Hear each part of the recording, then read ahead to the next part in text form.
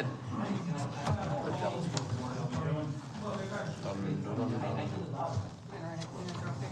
Would you like me to? Are we ready? Sure. I'd like to call this meeting to order, the Town Council meeting of North Branford on Tuesday, December 19th at 7:02. First order of business is salute to the flag.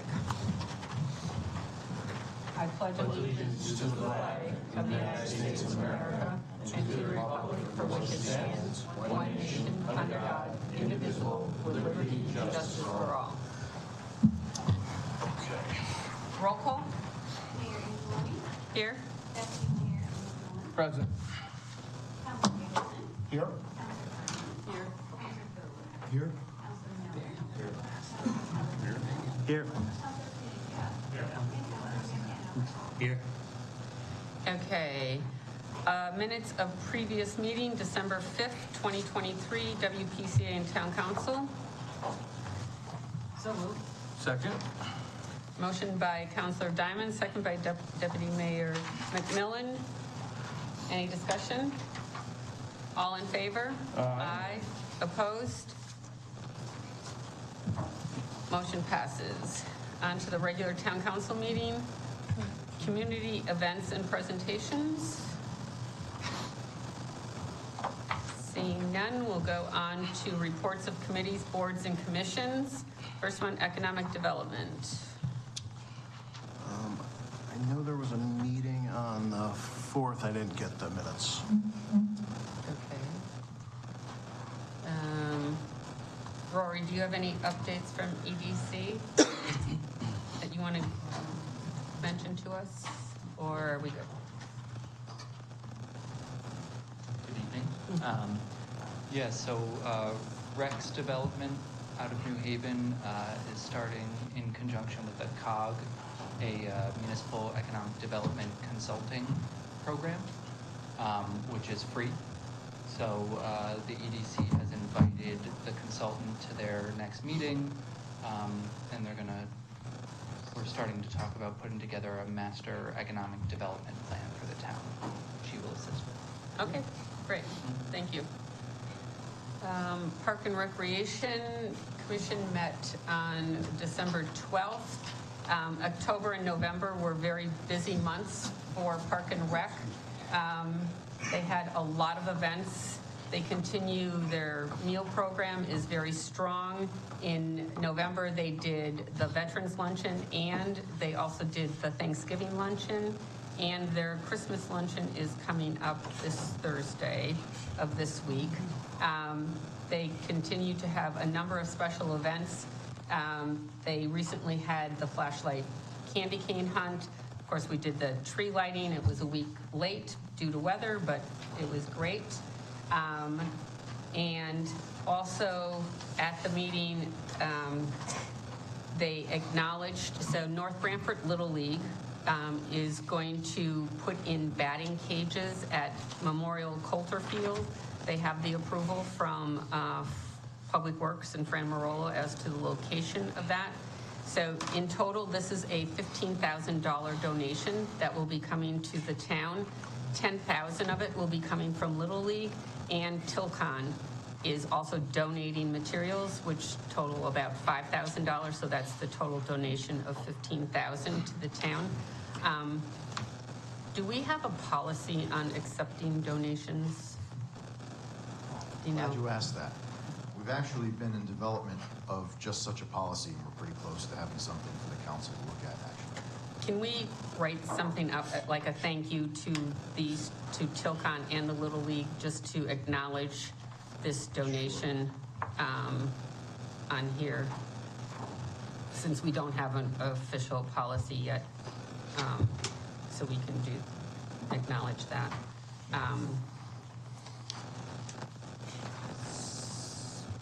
And that's it. Police Commission. Police Commission was a special meeting yesterday, a very fun meeting. It was a swearing-in ceremony by Mayor Angeloni. We have two new officers, Anthony Parati and Nicholas Trevino Martinez. It was really a very nice event. And I must say, so Nicholas is fluent in Spanish, so that will definitely help the force, having someone fluent in Spanish. And Anthony is from East Haven, and he was a para in the school system, and he coached sports, so he has a great connection to the community, and I hope they will bring a lot to the force, and I wish them the best of luck in the academy. So it's great.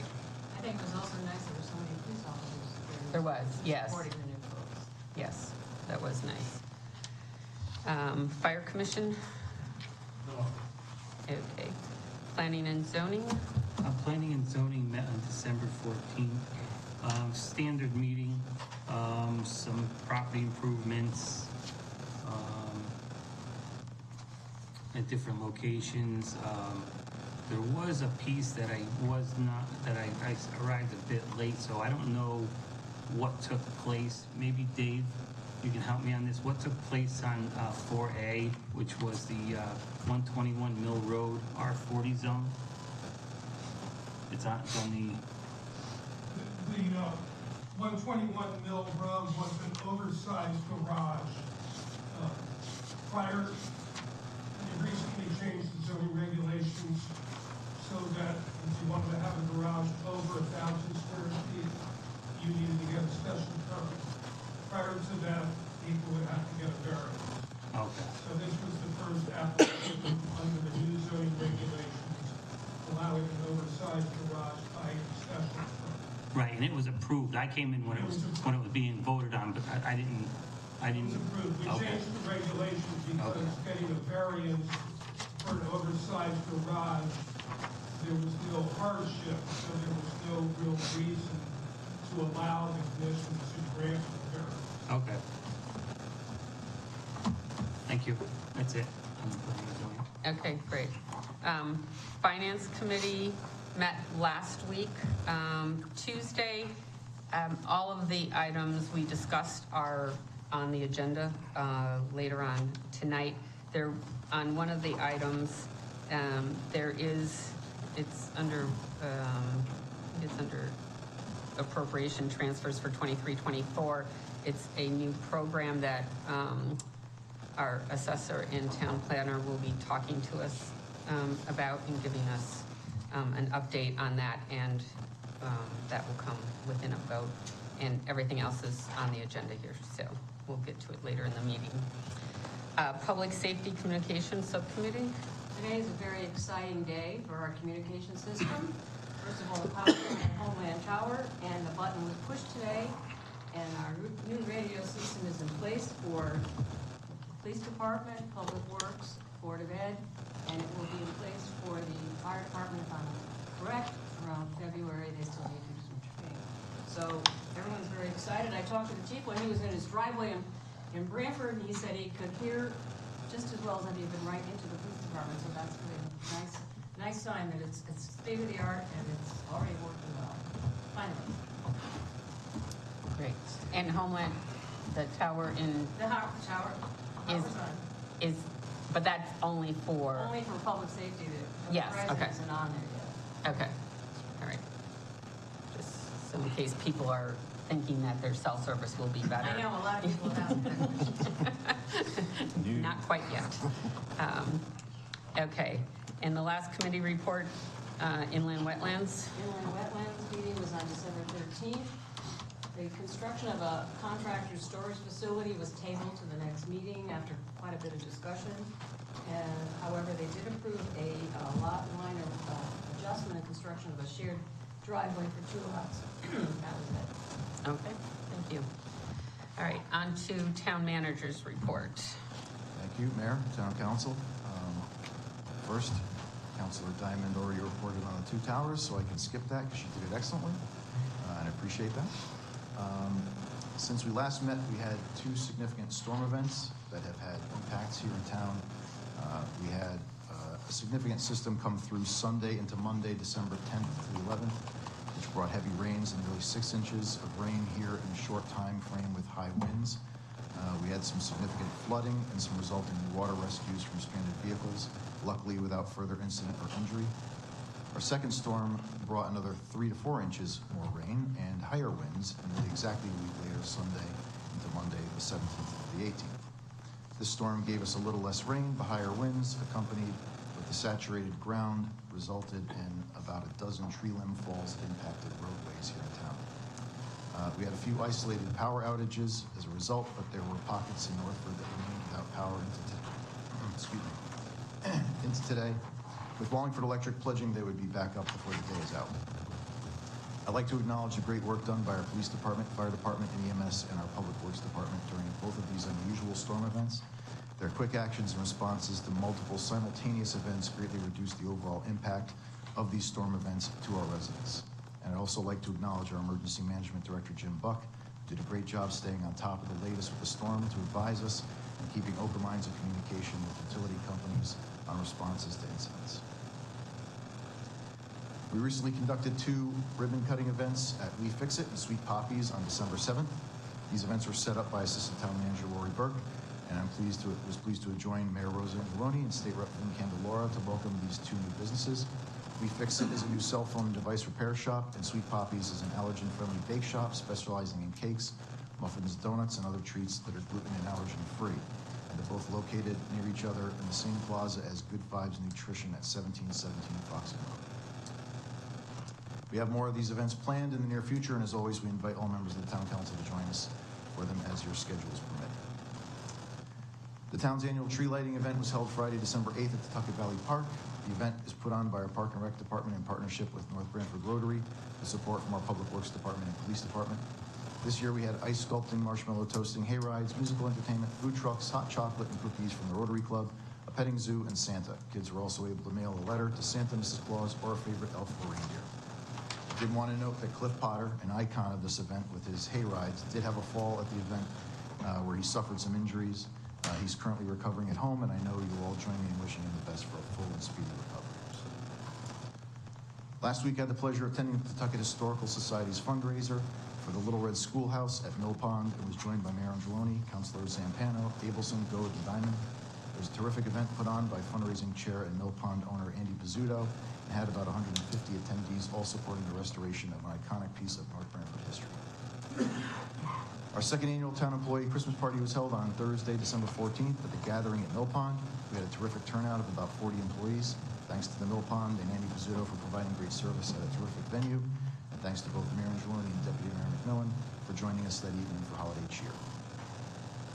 Last night, I had the honor to attend, alongside Mayor Angeloni and Councilor Diamond and Miller, the swearing in of 2 brand new police officers, as Councilor Diamond and Mayor Angeloni mentioned earlier.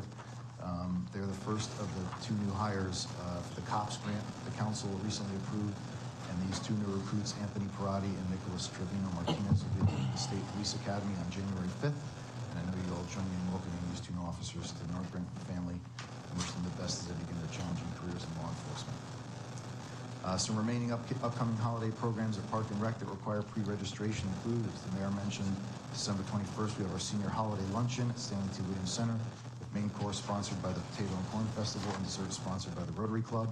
And also December 26th to 28th, parents take note, winter break camp for school children ages K through 6. We also have 20 houses participating in our annual Light Up North Branford house decorating competition. Prizes are going to be awarded in 4 categories, and a map of the participating homes is now available online at nbrecreation.com for those who want to arrive and see some of the amazing decorations of our neighbors. As this is our last meeting before the holidays, I want to take this opportunity to wish a Merry Christmas, Happy Hanukkah, and Happy New Year to all of you and our town residents. That concludes my report. Thank you. Okay, on to Permanent Project Building Committee. Sure. The Police Department EOC project, the roofing and facade work is continuing, with sheetrock expected to begin in the next few weeks. The building is now 95% watertight and will be fully watertight shortly. North Branford High School work on the punch list is continuing, and the masonry work on Phase 2 also continues. And with MBIS, there's nothing much new to report here. The brick repointing continues, and as I've reported before, only quiet work is being done while the school's in session. They'll be doing some exploratory work over the winter break, which is pre-work to map out the steel work for the next summer work. And that concludes my report on PBBC. Okay. Anthony, is the roof project at STW closed out? Do we have know how much money is left in that project? I can check around. Can you just can we do that for Finance Committee for January? So that we can decide what's left and how we go about allocating that? Sure. Thank you. COVID updates. Not much new to report on this front. Council's already received this month's EPI report from East Shore District Health at your last meeting. Weekly COVID transmissions are up to about 10.1 per 100,000 people in New Haven County, and 4.7% of all hospital admissions being COVID related. The federal government has begun to make available free test kits to all schools, and as any new COVID clinics become available, I'll keep you informed. Flu clinics remain available from East Shore District Health and can be scheduled by contacting them directly. Okay, great. Mr. Mayor, if I could, I was going to ask, but I was going back. I mean, sometimes what everybody wants to decide, but I was just looking for more on that. We don't have to keep this on here every meeting if only if certain things come up or whatever, but Sure. I was just looking for like a one-time update, so. Gotcha. Okay. Next item is Walnut Lanes Pond Road Project update. Right, so Councilor Miller had requested an update on this project, and I'm pleased to bring up our town engineer, Victor Benny. It's a great opportunity to give all of you an update on where we are with this project up to date. Good evening. So I did prepare a progress report over the weekend with some input from Public Works Department. It should have made it into the packet you have in front of you, but unfortunately didn't make it onto the email packet earlier last week. I'm going to try to avoid just reviewing it. It is a page and a half of detail. It's quite detailed and, somewhat interesting with some of the history of the project there too. So I'm going to try to give you my Clip Notes version, if that's still actually a thing these days. I don't know. The storm drain system itself was installed with the residential subdivision development, which was from an approval of 1975. The brook that feeds that storm drainage system to the south is approximately 2,000 feet long, and of course receives water runoff from that watershed that serves that area. The enclosed stormwater system itself is about 500 feet long. So basically what they did there, which would probably not be well advised these days, is they piped a brook, and they piped probably too long of a section of a brook, and a brook that now we find has a tendency to stir up some material and feed that into the pipe network. So over the years, Public Works had varied success with cleaning the pipe system when there were blockages in it, and they relied, a lot of the times they relied on just the system self-flushing itself out during successive storms. So along the time there between when it was built and now, Public Works and some other entities have added catch basins, a storm manhole, and a sediment structure along various points along the length of the system. Those act as some clean-out points for them, but there still are long lengths of the system where we have blockages that, like I said, over time they hope those blockages kind of clear themselves, and they use the clean-out points to continuously clean the system, and that is sometimes on a monthly or bi-monthly basis over the course of the season, and especially more often during the rainy season. The recent regional trends in the uptick in rain events that we get, that Mike Downs has kind of presented you with the last two storms we have, these are coming more frequent at a higher intensity and a shorter duration. And what that's doing is it's just, kicking up more debris along the length of that brook that feeds that enclosed system. Public Works and the engineering department, we've worked together to come up with a rehabilitation plan that we all have agreed on. We had some other plans that we kind of tossed around the room and tried to figure out, well, what would be the problem with some of these plans. But the one we came up with, we feel, is a plan where we're not going to be able to have to worry about that enclosed system getting as clogged up as it did before. The proposal is to remove and replace the clogged pipe sections, reroute certain pipe sections in the storm drain system, and replace certain storm drain structures and add and rebuild other damaged sections of some of those storm drain structures, and then bring Walnut Lane back to obviously a freshly paved condition. The engineering department has designed the rehabilitation plan, worked on construction sequence, notes, details, and a materials list. We've worked with the Public Works Department to work with our on-call engineer to develop an existing conditions mapping plan, and then a subsequent site plan that matches the design that I worked on. This site plan is being presented to a contractor through the CROG has a program that's a on-call bid program, and it's competitively bid program. So we're working through that CROG program to kind of cover the competitive bid aspect of our requirements for that. The vendor that we're planning on working with that has been previously approved by the CROG through this program we've worked with before. Public Works has a history working with them, so we're comfortable with the contractor. We're just still in the phase where we're working through that CROG program to get a quote on what the actual cost will be for the construction sequence.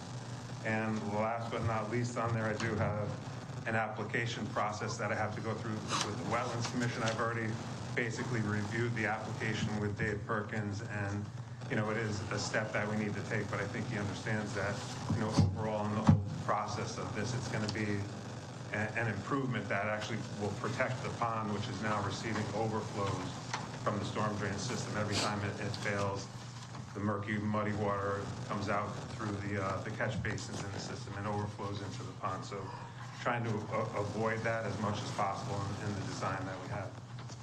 So that's about it, if I said it in a nutshell. And if you have any questions on anything? I just have a question. When do they plan to have a timeline and start this process? Because it's, drive it out there. Right, yeah. So It looks like a war zone. So we're kind of at the point where this is the time of year where we anticipated that we'd have a chance to start construction. Unfortunately, it's the time of year where we're expecting things to dry up and freeze up, and all we're getting is rainstorms every other week. So we really need to wait to a point where we can have a dry stream bed. And if we showed you some of the videos of things that are happening when it actually rains, there's no contractor or pump system. I shouldn't say it that way. There are, but it's not advisable to rely on a pump system at that point when you opened up a road and exposed all of the utilities below to. There's actually a sewer line underneath the road in that section there, which I've put through a few video inspections through the company that services our sewer system. So we're kind of going to have to wait for things to dry up a little bit, catch a dry period where we can, hope that it's not going to rain, and then take a phased approach to this where, we do things in a certain sequence that provides protection to the system. If there is a problem, we'll have overflow points where, even during construction, we can rely on some overflow points to protect the road. Right. Yeah, so the pipes that you see there, it's a 42-inch plastic pipe, which is one of those things that's not really an off-the-shelf item. And Dan Celentano, our Assistant Director of Public Works, kind of have the foresight here to say, well, we're definitely going to need that with the design. Even while I was working on the design, he went forward and sourced that out. I think, correct me if I'm wrong, but the only location where our vendor could find that was it out in New Jersey? New York? Yeah. And so, we made the decision to, let's get those on site now so we don't have to worry about, one in particular material holding us up from actually doing the project. So they're there to avoid, kind of shipping and rerouting them to the location when we need them, so. So it was a false sense that the project was starting, kind of? It's forward progress, yeah. Soon, and then it turns out, driving through there through these storms, of course, I'm working in the middle of the night. Right. And I'm like, wow, I thought this would have been going, but maybe. Yeah, you can imagine. I mean, you can see the flow coming out of the structures there. The person that lives in that ranch up there, forward, the catch basins, the ground's coming up at the end of their driveway. It's definitely heaving. It's also, we've talked with the contractors that we kind of quizzed on the different scenarios that we had for fixing it. It's actually in a good location where we can just close down the road and not on either end and still provide access to both sides of the subdivision and just give the contractor a chance during the course of the day not to worry about, letting traffic back and forth through. It just slows the contractor down. So, we're hoping that a little relief from the constant rainstorms that we seem to be getting, and maybe in this case a little freeze would be a good thing for us.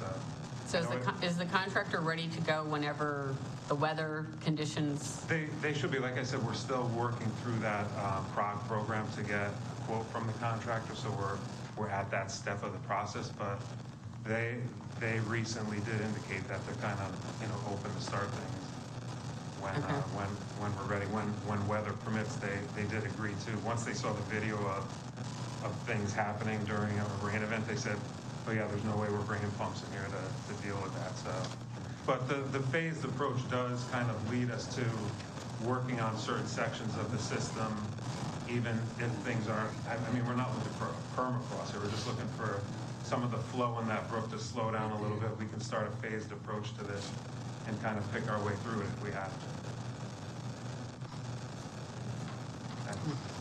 Thank you. Okay. All right. On to item 6, citizen statements, petitions, and correspondence. Okay, seeing none, we'll go on to resignation and appointments. A, reappointment of Gerald Fischbach to the Conservation and Inland Wetlands Committee, term to expire 12/31/25. Do I have a second? Second. Motion is made by Councilor Diamond, second by Deputy Mayor McMillan. All in favor? Aye. Opposed? Abstain. Okay, motion carries. Next one is reappointment of Elizabeth Kaplan to the Economic Development Commission, term to expire 12/31/26. Motion. Motion made by Deputy Mayor McMillan, second by Councilor Diamond. Discussion? All in favor? Aye. Opposed? Abstain? Motion carries. And the third one is reappointment of John Onofrio to the Park and Recreation Commission, term to expire 12/31/26. Motion made by Councilor Diamond, second by Councilor Miller. Discussion? All in favor? Aye. Opposed? Abstain? Motion carries. On to item 8, unfinished business, discussion and action, review of proposed application for nonprofits to apply for ARPA funds. All right, so Mayor and Councilors, this is a revision for you tonight of the ARPA application, the draft ARPA application provided to you at the last meeting of this month. And essentially, I laid out in the cover memo the changes that were made based on discussions that we had here at the council level and the town attorney and our finance director. Essentially, the changes in the form are moving the eligibility date from March 1st, 21 to March 1st of 2020 to better encapsulate the impacted dates of the pandemic. The elimination of the need for disclosing the DUNS federal ID number and adding the brief description of Title VI of the Civil Rights Act in the section. Okay. All right. Do I hear a motion? So if they're removing that number, what do we do to make sure that we're verifying that they're That's that would be their 501 designation. That's remained in the form. The DUNS number is a number set aside. And actually, yeah, it's related to the federal grant receipt, which determined isn't needed. Right. Yes. And how are we going to publicize it? I would say we would do it the same way we've been doing other things, like with the Veteran Service Commission. We'll put it out and publicize it in the traditional media, our social media, digitally, and put out the newsletters that we're doing this. And then on the website too, of course. Okay. All right. Do I have a motion as prepared on in our packet here?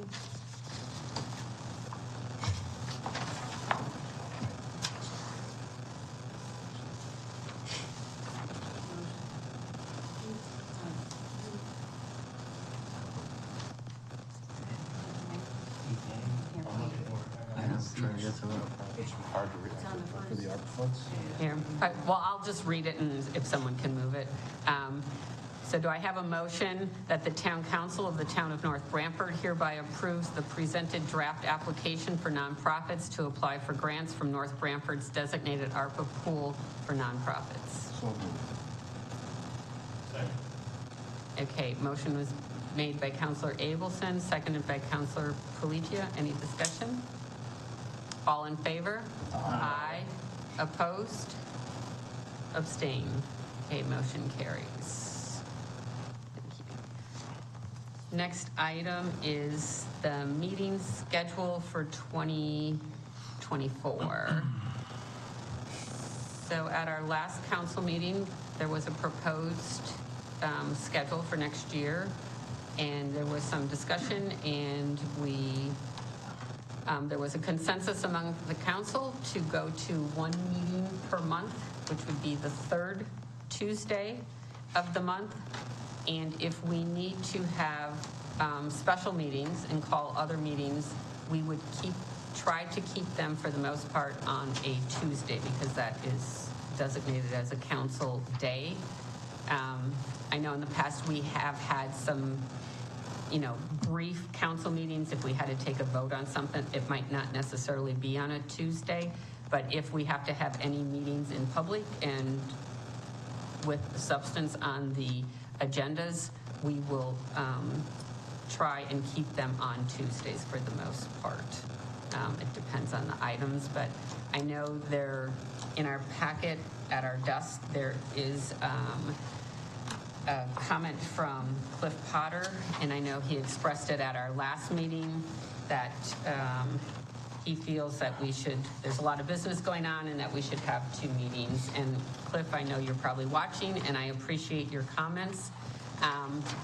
But as we discussed at the last meeting, we're probably one of the few towns that do have 2 council meetings a month. Most towns have just one. And I think we've done a good job of, moving our meetings along and having concise information. And if we see the need that we need to have a special meeting, we will definitely do that. We did keep 2 meetings in the month of April, because that's our budget.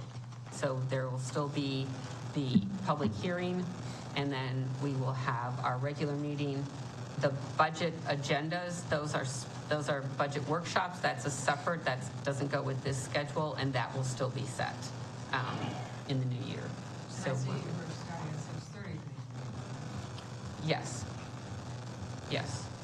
That was also part of the discussion, was to start it earlier. So next year will be our trial year of going to 1 meeting. If we see that we have to make too many changes to it, we can always reconsider it for the next year when we set our schedule. But we can always add special meetings on here. So do I have a motion to accept the scheduled meeting as presented? So moved. Second. So okay. Motion by Counselor Zampano, second by Counselor Goad. Any discussion? All in favor? Aye. Opposed? Abstain. Motion carries. Okay. Discussion and review of the 2019 blight ordinance proposal. Has the town attorney had a chance to look at this yet, or do we need to table it? Sorry, Matt. Yes, we have taken a look at this, and I have some technical comments. I think it does need some rewriting, a couple of drafts, things that I've noticed. And first of all, we have to, I think you have to have a blight enforcement officer. I think it's becoming a bit unwieldy where you have, you call it your TMSS, performance and property maintenance standards officer. You empower a number of people, everything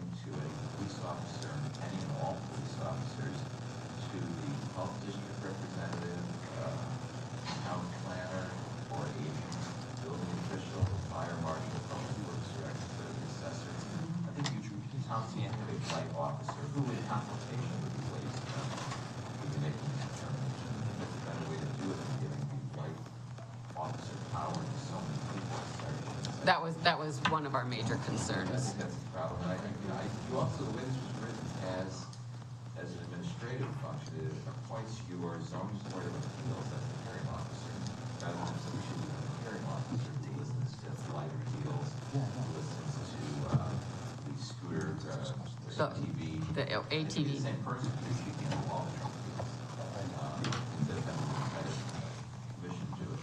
Some of the other things I noticed, I think we have to deal with wetland grasses and things like that, which may be more than 12 inches in height. We have to deal with visible piles of accumulated grass clippings. I'm not a farmer, but I know hay is basically, you can find grass clippings from farmers with their bowls or bales and leave on the fields frequently, and that technically would be a violation. I don't think you want to go there. We talked about cultivated gardens. I think we have to address farms directly, both crop farms as well as animal farms, horse farms or cow farms. If those may have grasses that are 12 inches higher, they're paying for a second, they're paying.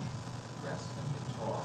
You may have tall, any type of an animal farm, you may have tall grass, grazing fields, horses. Right, but doesn't it say somewhere in the beginning of this document that agricultural is excluded? We have to write it, make it clear. Oh, okay. What agriculture, it talks about cultivated gardens, and it allows you to have a cultivated garden, and not, is a cultivated garden a farm? It has to be very clear. Oh, okay. Because you're a big agricultural community, you don't want to make every farm become an instant blight, because they have hay bales, or, they're growing hay, or they're growing corn stalks, they're big too, as you know. What's your favorite cocoa? So I think we have to be careful, we have to clean that up a little bit as well. One person, white officer. So if you want to proceed with this, that's clearly a rewrite we can do if you want to head down. I've been sitting on this since 4 years, but that's, I don't want to spend a lot of resources doing it if you don't see this as an issue. But if you Can we kick the can down on the road in this? Can we table this for discussion? Well, so the question is, do we want the town attorney to go ahead and do some rewrites, or do you want to table it for now and have a discussion and then direct the town attorney to do something? What's Second. the second one? Yeah. To table it and have, The town, discuss it and then have the town attorney.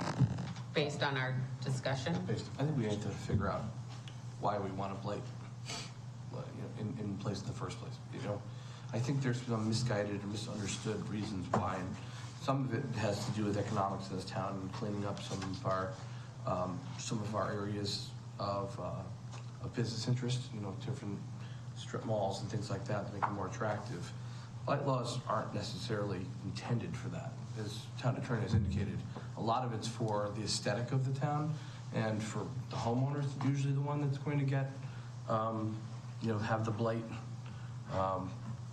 incident or have the fine for that. So it's something we have to consider why we want to do it, what we want to do with it, and then from there build what that particular document should look like. I'm assuming we pulled this document from another blight document from another town. No, this was the one that was This is what presented was in presented. 2019. So again, probably in 2019, we pulled it from another town and wrote it. Wasn't there a committee that did that? Yeah. Oh, I'm saying, do we have to have a purpose? What's the purpose from it? And I think then we backtrack and we write it.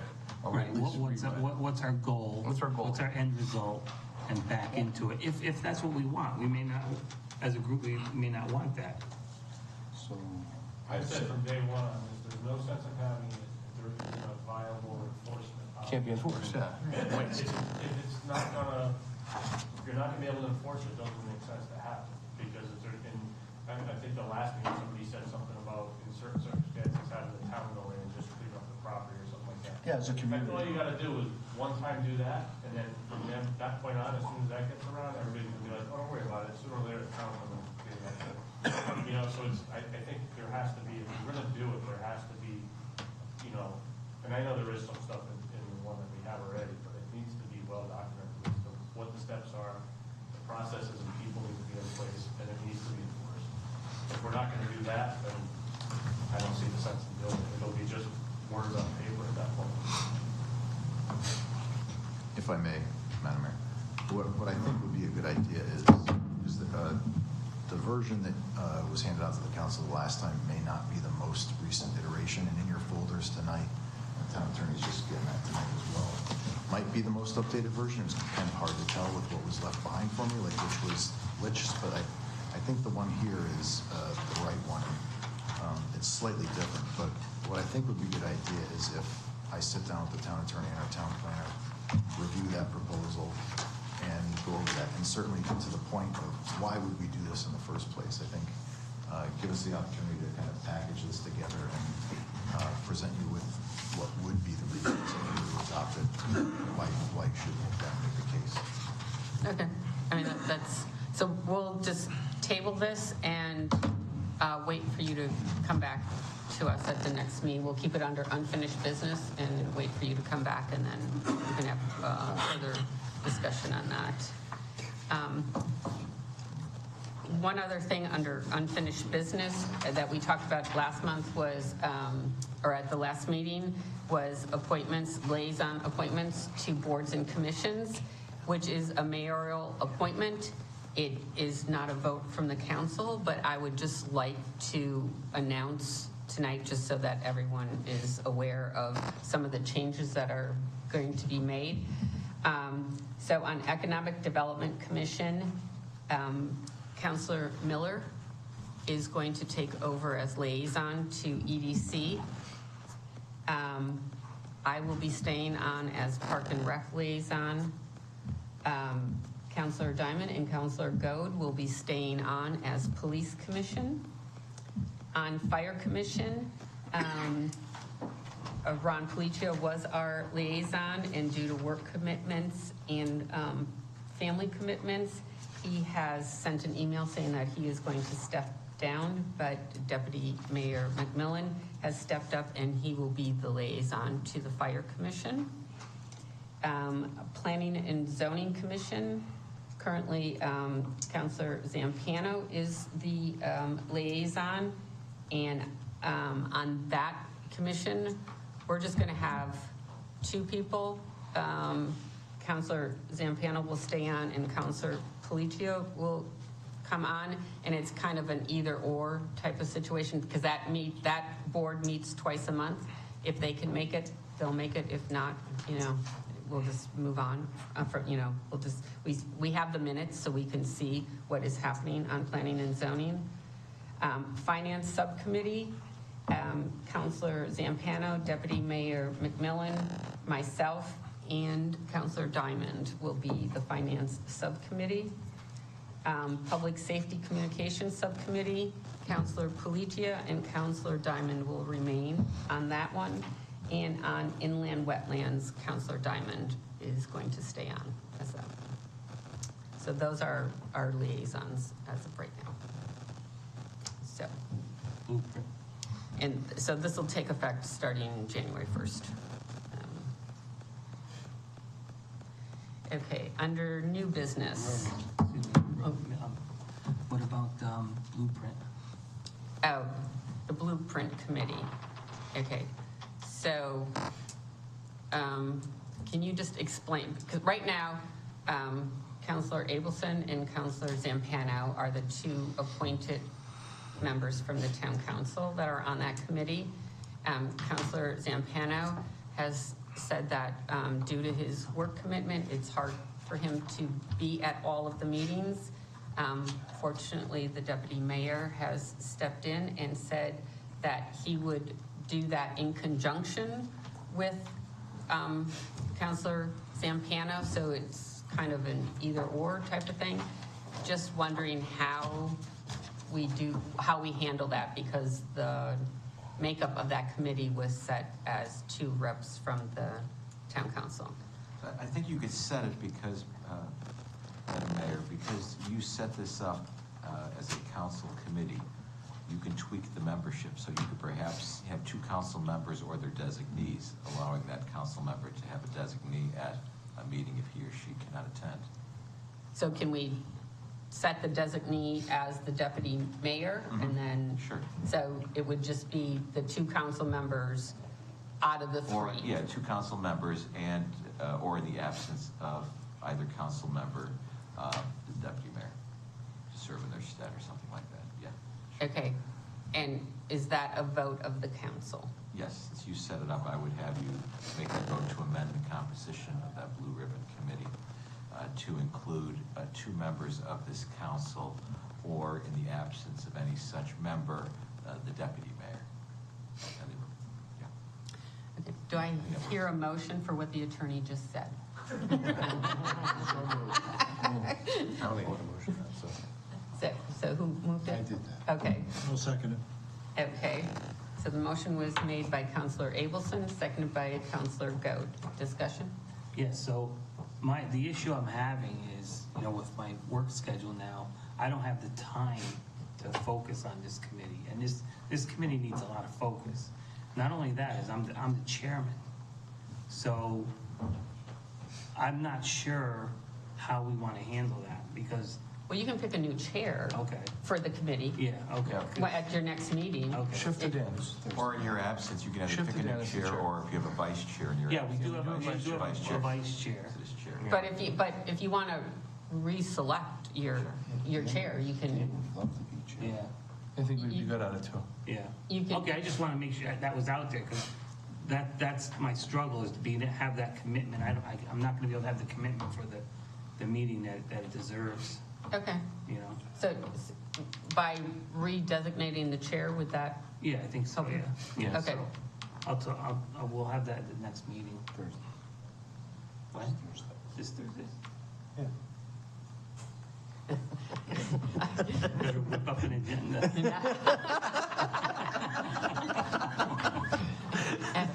Not sure what, I think we're gonna fix that next. well, that's supposed to be the next to do that. Okay, Chair. A week from Thursday. it's a week from Thursday? yeah. No, she got time. If you guys wanted to cancel that during the holidays, it's up to you. Any other discussion? All in favor? Aye. Opposed? Abstain? Motion carries. Kathleen, did you get that? Or do you need, okay, great, thank you so much. Okay, moving on to item 9A, authorizing application for grant from Secretary of State for early voting. Right, this is what I mentioned in my report last meeting, a $10,500 grant from the Secretary of State's office to our registrars for the purpose of implementing and conducting early voting. Every town is getting $10,500. Our registrars are intending to use this grant for labor costs, equipment, location-related expenses, printing costs, voter education, and associated supplies with early voting. So there's a suggested memo before you, should you wish to accept this grant from the Secretary of State, or should say, authorize me to sign the application so that we can receive that funding. Do I hear a motion? You want me to make the motion? Please. The motion that the town council of the town of North Branford hereby authorizes town manager Michael Downs to sign the application for $10,500 grant from the Connecticut Secretary of State's office to the North Branford registrars of voters for costs associated with implementing and conducting early voting. Do I have a second? Second. Motion has been made by Counselor Diamond, seconded by Counselor Abelson. Any discussion? All in favor? Aye. Opposed? Abstain? Motion carries. All right, next item is right of first refusal for Palms Lane and Beach Street RWA property. So in your packet, you have a memo from me, and you may remember that the council has passed along a letter from the RWA indicating their intention to sell 19.4 acres on Palms Lane and 17.2 acres on Beach Street. The RWA is required to notify us by law because we have the right of first refusal on that property. Town has 90 days from the notification to respond. There's a map of these parcels included in the packet for you to look at. In May of this year, a state grant was secured in the amount of $385,450 for the North Branford Land Conservation Trust for the purposes of obtaining these properties, and the trust is allocating trust and donor funds to make up the balance of the purchase price of these parcels parcels, which is $593,000. And a description of the grant award is included in your packet as well for what NBLCT is including in support of their memo. The council wishes to support the Land Trust's acquisition of these parcels. You can proactively decline the town's right of first refusal to obtain them, which will enable the process to move to the next phase sooner than the expiration of the 90-day period, which is end of January. So do I have a I'll make a motion? motion that the town council of the town of North Branford hereby waives the right of the town of North Branford under subsection F of section 18 of Connecticut Special Act 77-98 to purchase the Regional Water Authority's parcels on Palms Lane and Beach Street. Second. Motion has been made by Counselor Diamond, seconded by Counselor Palladino. Discussion? So what was the motion? Yeah, you said waive the right? Waives the right for the town to purchase, First refusal. because the right of first refusal. No. Is the council interested in buying those two parcels for $593,000? So what will happen if we don't, will be up for public to buy? No, the land trust. Land trust. The land trust is, they secured a grant for $385,000.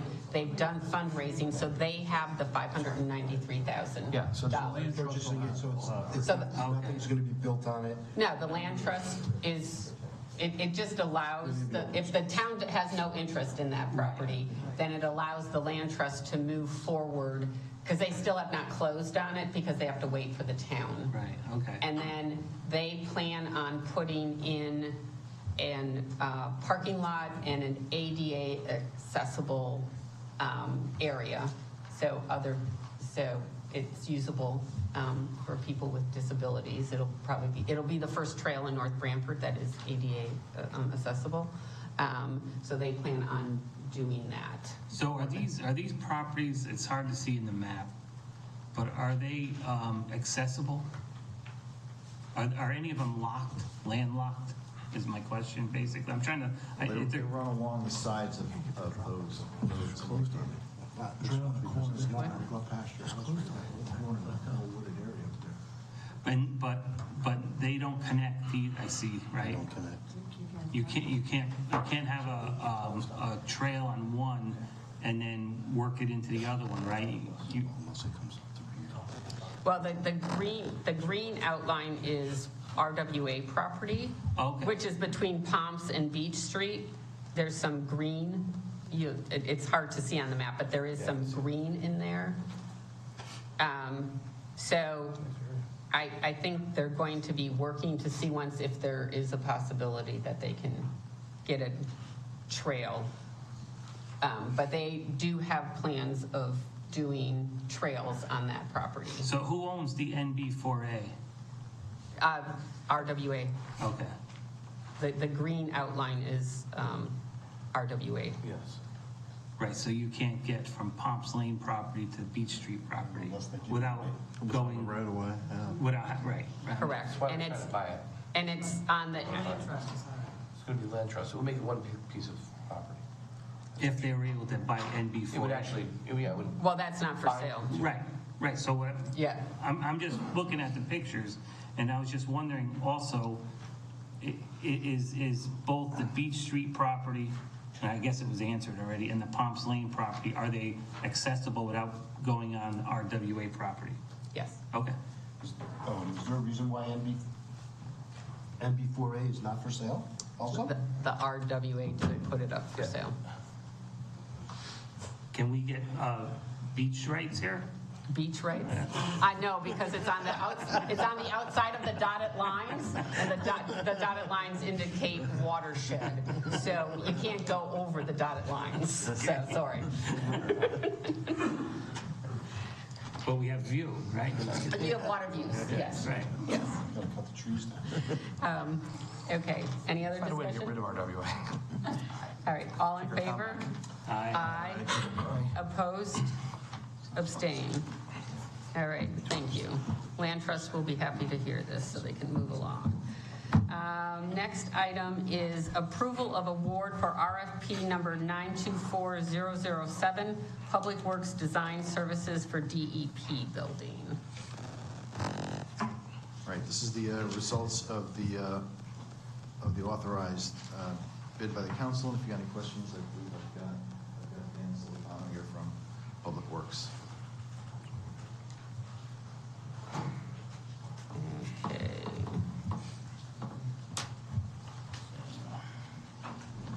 Good evening.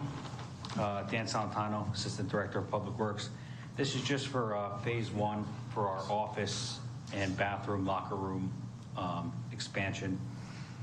I want to say we allocated $30,000 for this project. It came in way over that, so we took the phase one approach. This will just get us conceptual, existing condition plan and a conceptual design of what we need and how much it's going to cost. And then in the event that we're blessed with that money to go forward in the future, we'll take phase two on, but instead of spending the money on phase two right off the bat. Well, what would phase two be? Phase two is construction-ready plans, like okay. electrical, plumbing, the whole. Do we know where that bid came back on? What the total was? I don't remember. Do you It recall? was, I want to say it's around 40. Well, If I add these up here. but we don't have a cost for the addition yet or anything. No. This is just for conceptual drawings. Yep, this is a conceptual drawing. They'll give us an estimated price based on that square footage and needs. So the 22-1 will just get us conceptual and estimated costs. And then if we decide to go forward, that's when you get the detailed drawings. Yeah, for about the same amount of money, yeah. Okay. Okay. That's kind of like, I'll make a motion. Second. Well, I was going to read it. It's moving going. RFP number 924007 for Public Works Design Services for the DEP building for $22,000. And I'll second that motion. Okay, motion has been made by Councilor Diamond, second by Deputy Mayor McMillan. Any discussion? Dan, this is the addition to add on the bathrooms and everything? Yep, bathroom, locker room space, office addition. It was briefly presented, I think, in our last year's budget presentation. We didn't hit on it too much because we knew things were tight. We were just kind of putting it out there. so the total for the design plans, ready plans, is about Yep. $42,000? You're about 22. You're about 50,000. Approximately 50. Yep, And how much are we spending now? 22.1. Right. So we're talking about another $30,000 for ready plans. Construction To go- ready. So if we go to phase one right now, and you're gonna spend the 22,000, is it gonna be more than $30,000 on phase two? In other words, if we did it all now, is it gonna cost us more later? It's hard to say. I mean, I can't answer that question 100%. We'd have to ask the company that. I would think in good graces, by doing, phase one, they would honor and do phase two. But it does say phase two to be determined. Right. So and they're leaving the door open. Can we get an accurate amount for phase one and two before we approve this? I think it has to go stage one, stage two. Does it have to do that? To determine our needs. Yeah, and because how otherwise you scope of can't go out and get the pricing. Unfortunately, that's, Well, because if we don't go ahead with, depending on the estimated cost of the project, if we, Well, it's like you're coming to us and asking us for, and then it's to be determined. So Well, they have it to costs figure out more what than to determine. $30,000. Bruce, so phase one will determine what the need is, and then phase two will implement the project, the process. So you have to hit one before you get to two.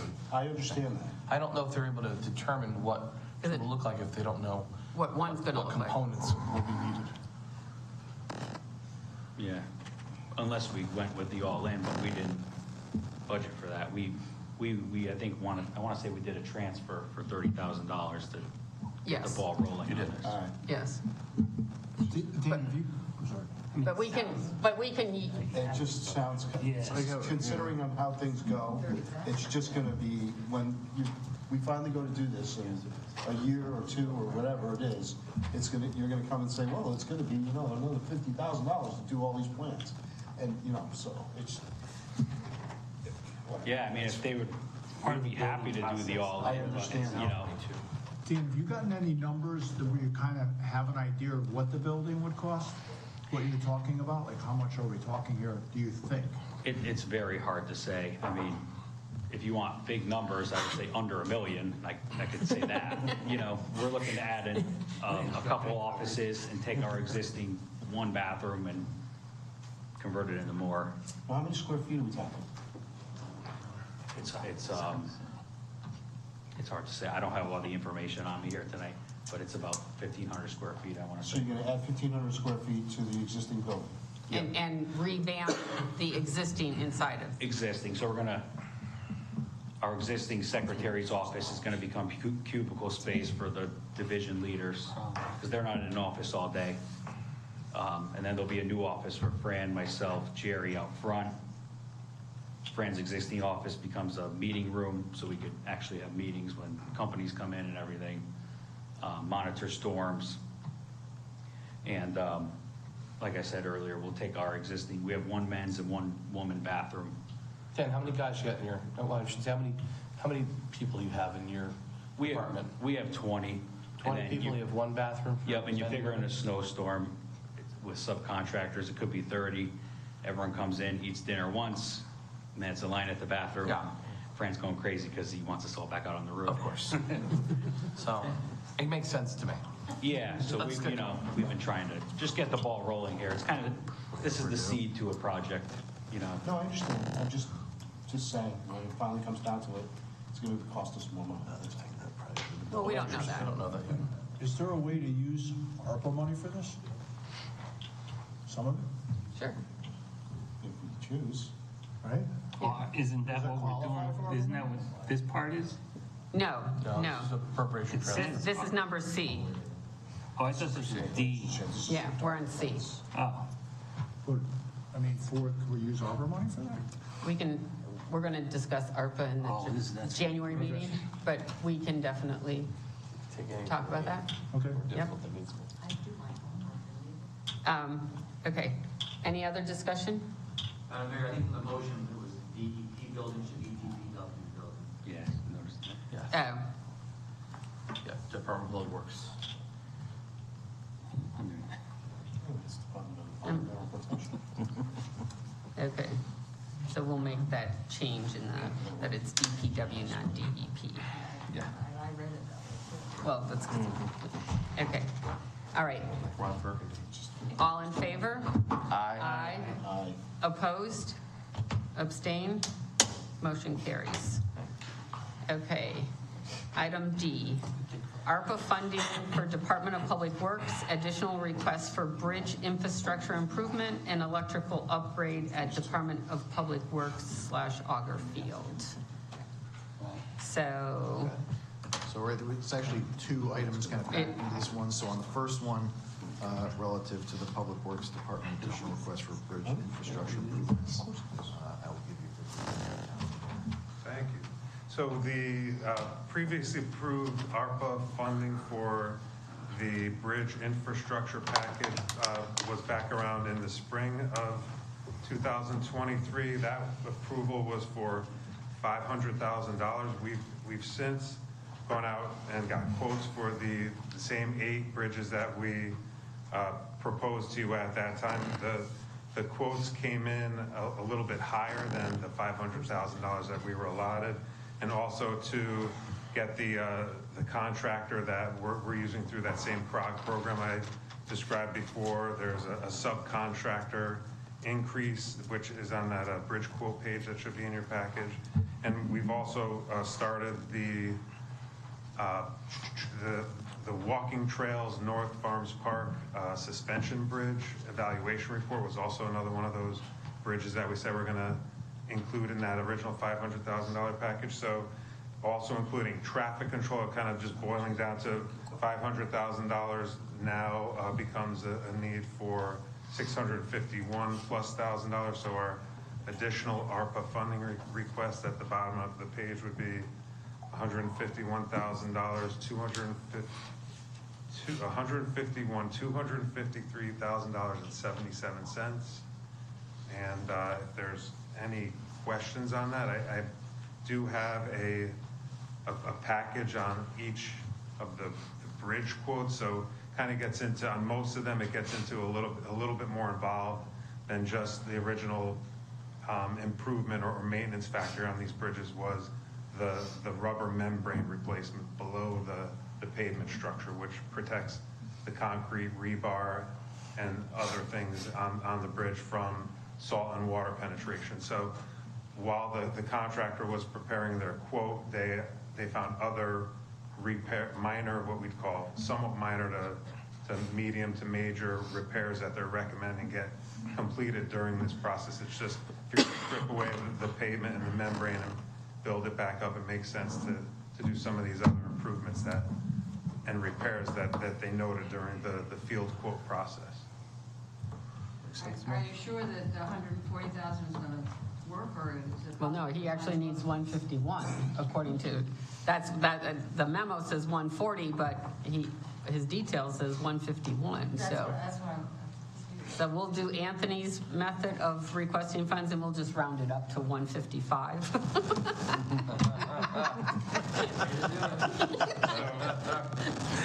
So in fairness to that, I kind of anticipated that would be a question. Until we really strip away the pavement and the rubber membrane, I mean, I can't say that on any one bridge you might find something else in the process. Of course. So, I mean, what we do is, again, we're not going to go through and start all 8 bridges at once. The contractor couldn't do that anyway. So it's going to be more step by step, one bridge at a time. And we already know which bridge is now they all need it, so they're all at that point, but there's 1 or 2 that would be at the end of our list for completing. And if it got to a point where we couldn't complete those with the funds we have, they would end up on future capital improvement lists, which, you know, in the years moving forward, there will be more bridges coming forward to as we get into that 10 to 20 year cycle for the replacement of these rubber membranes. Do you know how long it's been since these bridges? Most of these are over the 20-year level, and the recommendation is to replace that bridge membrane within the first 20 years of construction, then every 10 years thereafter. So we're kind of going to get these into a 10-year cycle following this. And, you know, there are some indicators that you can see on the bridges, on the underneath of the bridges, where you see salt coming through some of the joints and structural components of the bridge. So, you know, we can kind of get a feeling when they need it if we can stretch some of these past the 10-year point in years to come.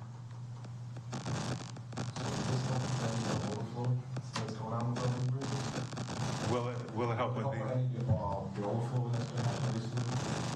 No, so the actual bridge opening that, you know, allows the passage of floodwaters not being changed. It's the actual the bridge deck that you're driving over.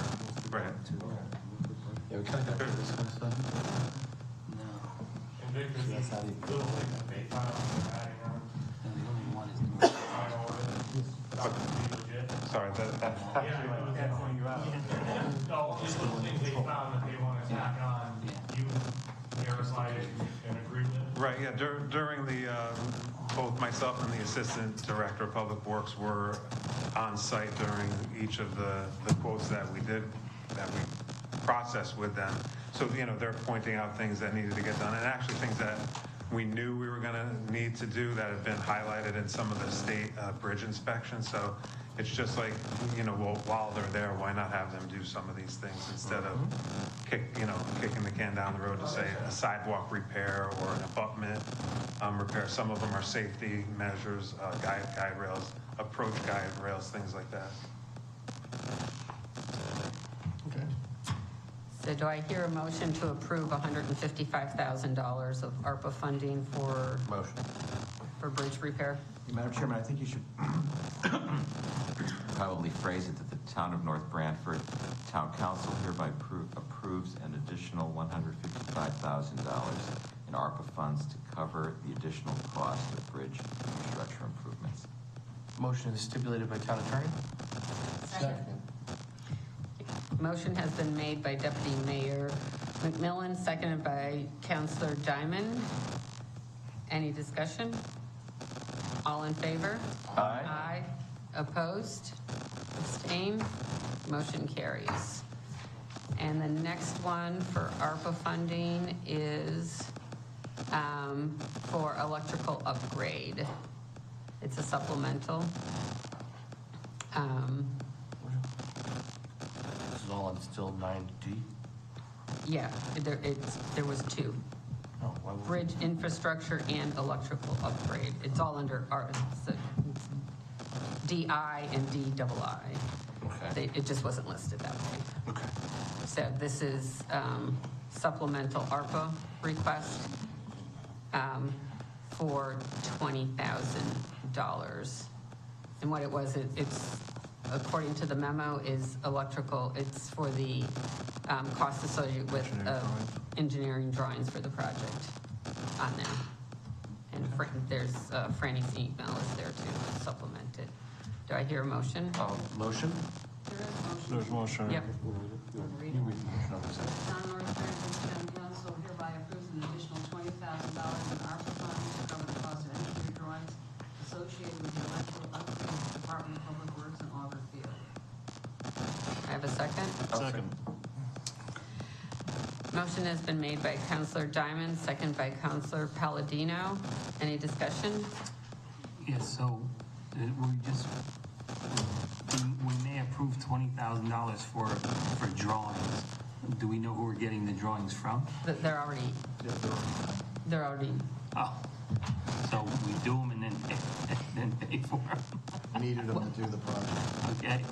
it wasn't a part of the project cost, All right. and so it's additional funding to cover the cost of the drawings. Gotcha. All right. On there. Okay. All in favor? Aye. Opposed? Abstain? Motion carries. Okay. Item E, revised capital improvement program 23-24.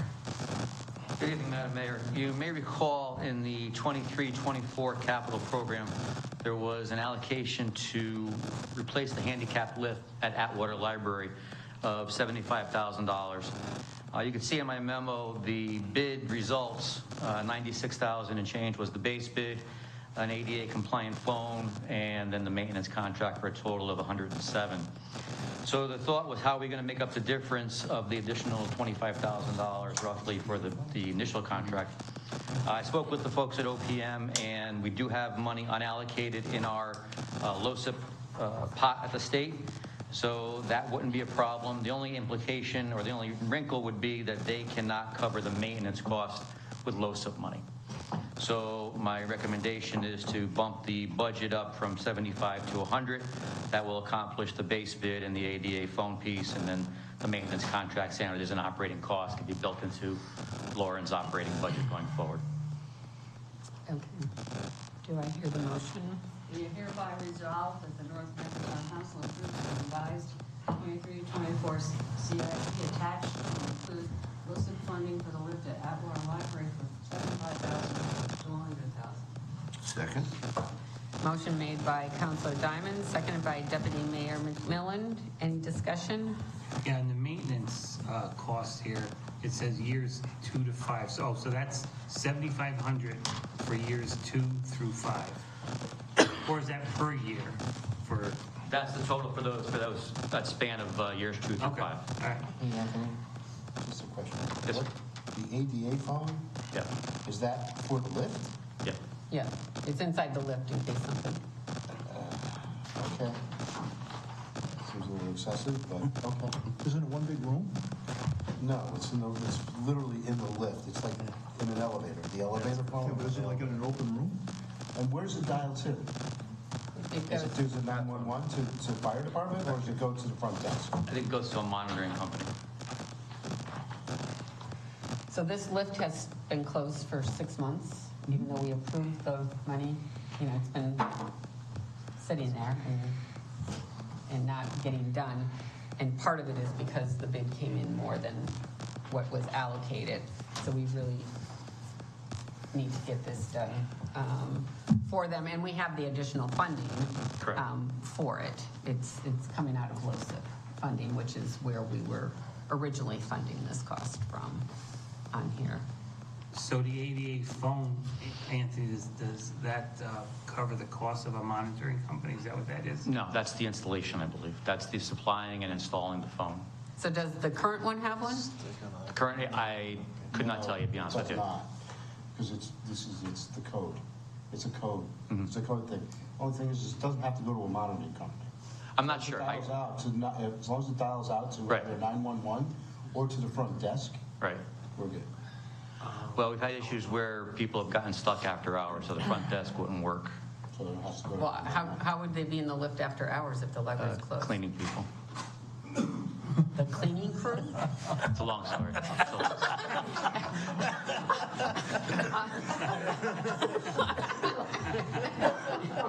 You asked. Okay. Yeah, I'll double check. I think it's more difficult than it needs to be. Yeah. All right. Okay, any other discussion? Well, so the lift is for a disabled person, right? That is correct. That's what it's used for. So wouldn't the lift be secured when not in use? Or should it be? Might be disabled for it. I can't think so. What's that? Could be someone that's in the cleaning crew is disabled. It's possible. Be available 24/7. It's a code. Okay, no, okay. I don't know the code. I'm good. Okay. All right. Any other discussion? From line here. All right. Carry it on. All in favor? Aye. Opposed? Abstain? Motion carries. So will this allow the project to move forward now? Yes, ma'am. Great. Okay, good. In the lift. And I'll confirm about if it goes to 911 or to, I thought it goes to my, I'll double check for you though. Yeah, because you could just send it to 911. Right. Okay. So Anthony's just going to stay up here and go into financial report as of 11:30. The only item that I want to point your attention to on the expenditure side, you'll notice 2/3 of the way down, the emergency management budget is overspent. And that is two factors. We signed up for a multi-year package with Code Red, our current reverse 911 notifying company. And when we made the change to the new website with Civic Plus, they have a product called Civic Ready. So we have a 1-year overlap. As we get Civic Ready up to date, we had to pay for it, and then the Code Red still being in place. The other issue on the emergency management, you may recall, those who were on the council last year, there was an issue at the NBIS generator where it wasn't running properly. We had to drain all the fuel out, clean the tank, put new fuel in. And apparently it was still not running 100% correctly. So additional work had to be done. And a large portion of this cost was the company that we use actually sitting there and monitoring it for a period of like 6 hours, make sure that it was running appropriately. So that was their time we were paying for that. So that's the reason why that department's overexpended. Aside from that, there's nothing else really remarkable to talk about. Okay. Next item is appropriation transfers for 22-23. This is relating to the Brantford Animal Control. Well, I got you. This is the new format I'm going to use for transfers where it's more visible on a portrait format versus the landscape as it complies to your tablets and things, so it makes it a little easier to read. So the goal is to take, the thought is to take money out of the building department of the contractual, $17,500, and apply it to the animal control of the contractual, $17,500, which covers the balance of the 2022 to 23 animal control bill for the town of Brantford. Anthony, did we get the rest of the bill yet? Negative. I talked to the finance director in Brantford, and he anticipates January getting the bill for those 2 months, the July and August period. I did follow up with him, but he didn't have the information yet. So we'll approve tonight, but can you hold payment until you get that other bill? Yeah, yes, ma'am. Thank you. It'd be nice to have one Trump. That's cool. Okay, so do I have a motion? The North Branford Town Council hereby approves the following appropriation transfers recommended by the town manager and the town treasurer and finance director. Proposed the building department Second? Motion has been made by Counselor Diamond, second by Deputy Mayor McMillan. Discussion? All in favor? Aye. Opposed? Abstain? Motion carries. Okay. The next one is appropriation transfers for 23-24. Yes, in the sewer works operating budget, there typically was rental of machinery to clear the rights of way that we have for sewer lines and such. And the Public Works Department has gone out, and rather than to have to rent that equipment, they've bought a head for the machine that they have and will clean them themselves. So this takes the money basically from the rental line, which we're not going to rent anymore, and puts it into the equipment line where we bought that piece from. That eliminates us having to rent it going forward.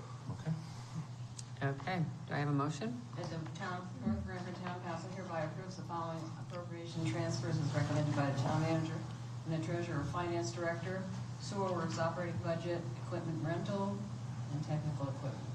Second. Motion made by Counselor Diamond, second by Counselor Goad. Any discussion? All in favor? Aye. Opposed? Abstain? Motion carries. Okay, the next item is contingency transfer for 23-24. I will call on my comrades to come up and discuss this one.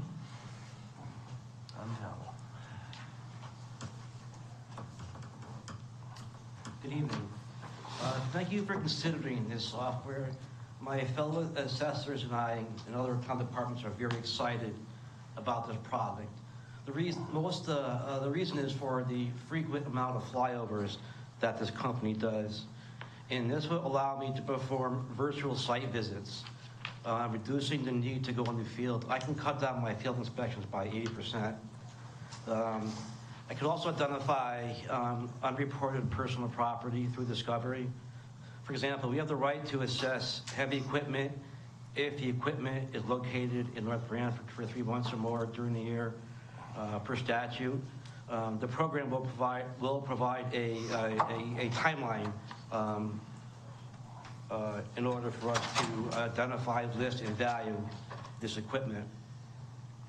The program will identify any non-permitted construction changes. The latest image will overlay the previous flyover image. And with that said, the software will flag any new buildings, raised buildings, and any structural changes to buildings. For example, homeowners A and B have the same exact house. Homeowners A and B add an addition. Homeowner B does not pull a permit. Homeowner A does. Homeowner B is not paying their fair share of the taxes. This will allow us to identify the illegal addition and assess it properly. This also allows us a geographical data link to our assessment software. It integrates our parcel data, street data, and our property lines into NearMap's web platform. It also will improve the accuracy of evaluation. The program has measuring capability. I could confirm sketches and drawings from my desk. This feature reduces the cost for reval. A reval company will not have to pay additional employees to go out and actually do this type of work. I can do it from my desk. Please note that this is aerial imagery. It's not live streamed from a drone or from a satellite. So it's just a picture in time is what it is. And I made a few calls, and so far, again, this is new to assessors, this product, and so far, 22 towns are using the software, and it's more to come. It's still new to us, and I can safely guess that within a year, this list will double. How would it be used in planning and zoning? It's a land use tool in terms of seeing development over time. So you can see encroachment of people into wetlands, new buildings, as Dave said. But it's also nice to be able to go back and say, oh, this started, 6 months ago, 2 years ago, 3 years ago. People say, no, I didn't start until last week. You can go back and see it. I think it's a help for engineering and public works to be able to look at stream flows, and you can actually look at the quality of the roads as they've changed over the years. It's just a great tool to see things changing every 6 months. That's the frequency, every 6 months, there's a Yeah. picture taken? And for the record, our last flyover that we're using is from 2018. There is a current flyover that the state GIS is about to do in 2024, so we will have that updated soon, but that compares back to 2020, 2017. The state does about every 3 years. It's nice to be able to get an analysis at least once a year. And it's cost effective too. I'm sure we can pay for it. I can pay for it by finding property that's not being assessed in value. This came up to us in Finance Committee, and I was vehemently against it. It was a little bit different of an understanding when we were talking about it. I thought this was going to be drone-led or something that was consistent, not every 6 months, which is a little bit more palatable versus something that you're getting satellite imagery on a on-demand basis. It still feels to me a little like just because we can doesn't mean we should type thing, particularly in this town with our constituency. Well, when it was But I'd brought like to up hear in more the- about it, I guess. When it was brought up in the meeting, it was every month. Yeah, it was every month. It To be was exact. It was going to No, be it's- satellite-based or something like that. It's twice a year. Twice a year. It's a photo. That's very different. It's than just what a we- photo. I know, I understood that differently. Did you as well? Yeah. Yeah, we talked about it at length. And the latest Google map is like May of this year. So we have those resources available as well. I mean, they're, But it's different though, because I can't integrate my data into Google Earth. I could into Near Maps. this gives you the ability to measure and actually look at things from a 45-degree angle, so you can see the height of the building. Well, this is a rather flyover, than correct? Just a flat. It's flyover. So this is being done by some small airplane. Whomever, yeah. Or not. It's not. To get a 45, one would think that you'd have to get different altitude in order to gain that. So you'd have to get it through some type of a drone. I'm not sure. I think the software provides for these different angles. I think it's just technology. Sure. Every other one. Typically, you have more than one camera doing that to get that. That's how it works on, for instance, if you purchase a car and it has that technology to get to a space, it utilizes multiple cameras to do that from different angles and different heights. It's just geometry of the angle of the camera. So it's interesting to hear that they're able to get heights from something that's one level from a plane flying over at an altitude. Well, they do that every other flyover has the 45 degrees, so it's Gotcha. a more expensive flyover. More expensive that they flyover. do. And what's the ROI? What's the anticipated ROI of something like this, realistically? ROI? Yeah, return on investment. Oh, immediate. I'm sorry? Immediate return. No. I appreciate that, but I mean, Estimated dollar amount. yeah. What are we Well, thinking? it costs $7,000. I can make up maybe 3 times that amount. So 7,000. You think maybe 21,000 could be? Yeah, realistically within a year. By okay. So, can I ask you, I'm sorry, I was exposed. I still don't When you like it. started this, how do you do it now? Like, do you do it by the state, by the flyovers by the state every 3 years or so? Is that how Well, it's done? Yeah, whatever's available to us. But go ahead. The only aerial analysis we have is Google Maps or Bing Maps or the state flyovers, which are every 3 years. But David, has a crew that goes out every 4 or 5 years and goes and knocks on your door. Right, and measure and list the house. This will allow us to do it right from the office. So it won't be as intrusive. I'm sorry? Yeah, go to the door. So you have the range to go into the property? Yeah, every 10 years, we have to actually go out and measure and list, take a picture of every single building. So, or structure. This will also do it from the office. This will cut back on the reval's cost, and not cut back on our cost for the reval company. I understand both sides. I said this the other day with Tommy. We were talking about this, that I could see both sides of it, but for me personally, I'm gonna speak just for Jeff McMillan, I don't like the taste of it. I don't like the smell and taste of it. It just doesn't fit within our town's kind of temperature or feel. I don't, that's to me, I'm one person here on here, so that's my one feeling. I don't like it, but I understand why it would make your job easier and make it more efficient. I can appreciate that. I can see why you brought it to our attention. I just personally, I don't like it. I don't think, I don't think we're trying to get into the personal status of properties as much as, from land use point, the overall development of the town and the externalities. So if you're getting a permit for your deck and building it properly, I get it. I understand. David's taxing you. I mean, I use jazz every day. Why not have the most recent flyover at my disposal? It just makes sense. Is there a percentage of residents that are doing this? Like are skirting the permit? What's the percentage? People who build without permits? Yes. I can't tell you. I don't know all of them, so I mean, there's several a year. You know, I mean, as a guesstimate. I can't guess. There are a lot of people who don't know they need permits. They're ignorant, so they go and build a deck because they don't know they need permits. So they're the ignorant people. They build it on they build it on piers. They don't pour concrete. They don't put it on slab. They put it on piers. They do it themselves. You can certainly go to Home Depot and buy a shed. Yeah, I know. And they don't always say, you need a permit. Listen, I'm in the process of building my garage again, and I know I need a permit, so I don't totally understand it. That's my This is a reach. And then there are the people who are flagrant about not getting permits. Well, those are, and you're gonna go and you're gonna sit there, here's your bill? And if they're flagrant about it, they're gonna be a bill, what are they gonna do? What we do is we go through the legal pro. We send them a notice. We tell them that we found the addition. We assess it. Send them a notice. Then we bill them. I mean, that's our job, right? Yeah, that's what. I understand that. We try to make every homeowner pay their fair share of taxes. But I guess the question I have, one of the questions I have then, if someone's building something like a deck, a shed, something that they should have gotten a permit and they didn't, how would you know that with the software? How would you know it?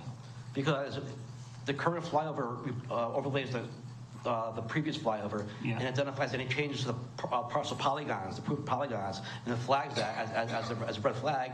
Look at it, I see that the old structure didn't have a deck, new one does.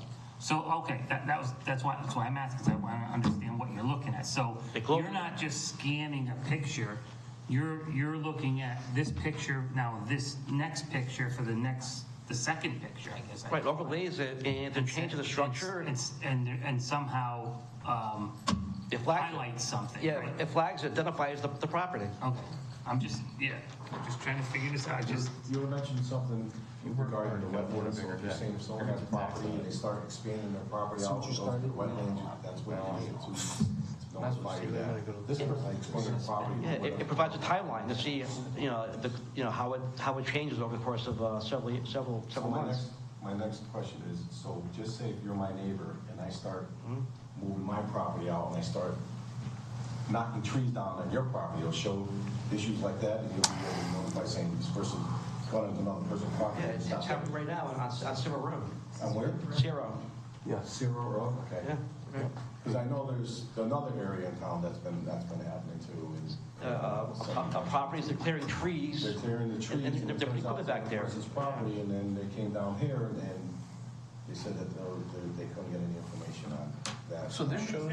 So the best thing is you can document that and go back 3-4 cycles and look at it and see as it's been developed, because a lot of times it's done slowly. I asked the other day when this brought up in the finance committee, does this have a property line overlay? Meaning, so this will have literally a purple line or a red line? It integrates with our software, so yes, it will. Okay. It'd be nice to see what it looked like. I still I want to kind of agree with so what you're saying with where the previous photo, overlays the other. So if, 1 year, or we'll even say it's doing every 6 months. So in January, a person doesn't have a shed on their property. Now they do it again in July because of the overlay. Is that going to automatically flag like Yeah, hey, because this shed might not belong here because. Right, because there's a building polygon here that wasn't there before. So even without somebody making a complaint like, hey, my neighbor, put in the shed, and it's gonna automatically Correct. tell you, so. Big So Brother you would is have, really watching. if you saw a highlight like that, you'd have to go to I'm just thinking out loud. You'd have to go to the files and say, yeah, hey, there was a permit pulled, no issue here. I would go to the permitting system at my desk also, it's also automated, and see if permits pulled. Right. And if this was built to the same footprint, you would never know. No, because nothing changed. I don't know how I feel about this. I'm kind of agree with what Jeff said. I'm like 50-50. And I really think it's a good thing that you guys would have a tool like that to see that, because obviously you wouldn't want people building things all over the town that aren't permitted and stuff, because the people that do pay their permits, I 100% agree with that. But then it's almost, to me, it almost sounds like, it's almost like if you gave the police, like the police said, hey, we're going to be looking in your yard every month. We're going to be walking around your yard, and once a month, all of a sudden the police are walking around your backyard. It's like, well, we're here just to make sure everything's going okay. So, and that's kind of where I'm at. So it's almost like I'd like to table this and talk about it some more. The Reval company just does that. They go into everybody's yard and look and measure the house, so they do it anyways. Right. I hope you kind of understand where I'm coming from. It's like, I agree that it'd be a great tool, but at the same time, it's just kind of, I think we should almost just, can we table it till after? Sure. It's a contingency transfer, so it doesn't, they wouldn't get the product until we vote on it, because we would have to make the transfer. So if you want to have more discussion on it, we can table it and it can come back in January. I would like to actually see what you're explaining it, what it really looks like, what you're explaining, as far as the way the photos would look and the diagram and all that. We can call the company and get I'd like to discuss dog and pony it. show. I would like to discuss We it. talked about it. We can do a demo. Can I make a motion to table it? Yep. Would you like a demo at the next meeting? Yeah, something like that, and we could talk more about, I'd like to make a motion to table, Do I have a second? The second for me. Okay. Motion to table by Counselor Goad, second by Deputy Mayor McMillan. Any discussion? All in favor? Aye. Opposed? Abstain? Okay, so we'll put it on the January agenda, and if you can arrange to have a presentation, that would be great. Thank you, Madam President. Okay. Thank you. Mayor, Madam Mayor. I like Madam President. I like That's next step. Okay. some foreshadowing right there. He's part of the fix. Madam President. Okay. Where's Obama? Hold on. Okay. Next item is approval of tax refunds. So moved. Second. Motion is made by Counselor Diamond, second by Counselor Palladino. Any discussion? All in favor? Aye. Opposed? Abstain? Motion carries. Okay. Next item, citizen statements and petitions. Hearing none, we will go to adjournment. Motion adjourned. Second. All in favor? Aye. Opposed? Abstain? Okay. Happy holidays and Merry Christmas and Happy Hanukkah to everyone. Our next meeting will be in January. We go to one meeting a month. God bless. So.